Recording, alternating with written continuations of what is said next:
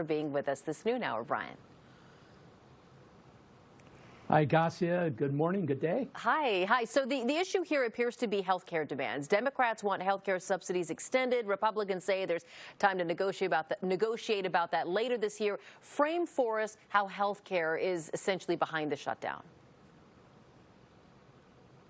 Well, Democrats are concerned about the Affordable Health Care Plan changing with premiums going up, services being changed, part of the big, beautiful tax bill that Trump and Republicans passed. What's curious here, though, Gasia, is that during the Biden administration, the Congress was able to come together on what's known as a continuing resolution, a CR, to continue negotiations. That happened 13 times during the Biden administration.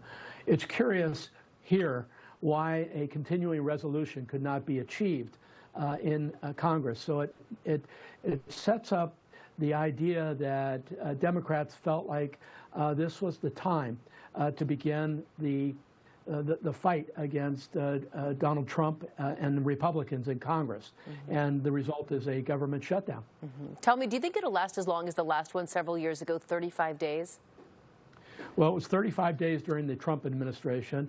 There was a long shutdown during the Clinton administration, 25 days, and even 16 days during the Obama administration, and lots of other times when the government shut down for a day or two.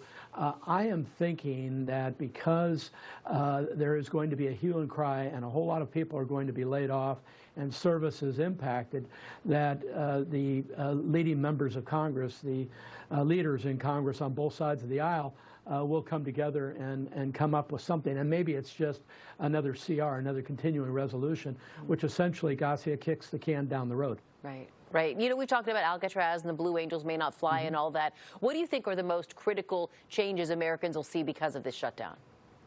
Well, it's all of those little things that we enjoy that are funded by the federal government. For people who are traveling, air traffic controllers are mandated workers. They have to work.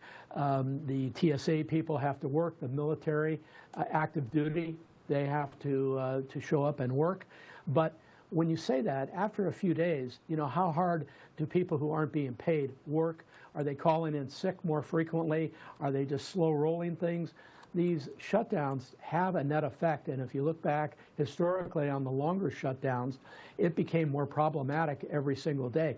And the Republicans are right in saying that during the shutdown period, they can make changes to the federal government that may not play well for Democrats or the Democratic base. So the best thing that can happen here is this goes on a day, 2, 3 maybe. They come up with a quick resolution and we get the government back in business. When an agreement is reached, does either party come out a winner, or is the general public just so, frustrated with government in general that they just want to, throw the whole thing away? It's a great question, and the answer is that nobody's happy. The members of Congress, they've reached a solution, but for every person in the United States that is somehow impacted, one way or the other, they are not happy. And what they do is they say, hey, this is a government at its best. I put that in air quotes, rhetorically speaking, that the government can't figure out how to come to a compromise, which, as I always point out, goes back to the beginning of our republic. Compromise is the key. And right now, we don't seem to be able to compromise very well. And that's what ends up in these shutdowns. And frankly, we've seen that over the last 20, 25 years as a pattern.